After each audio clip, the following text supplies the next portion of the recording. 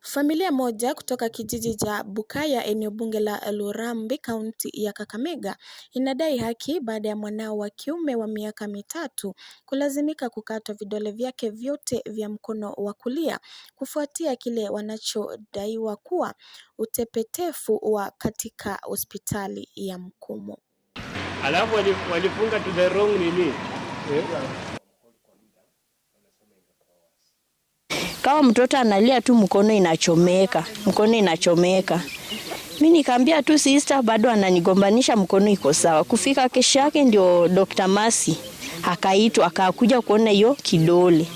Dr. Masi kuona alishtuka, akaanza kuniambia mama, pole uko hapa vizuri na hao daktari. Nikaanza kumuelezea venye kulikuwa. Dr. Masi akaniambia hii kidole venye naiona inakufa. The physiotherapy service had really helped the child with the joint range of motions of the elbow, and we were very happy with the progress of the child.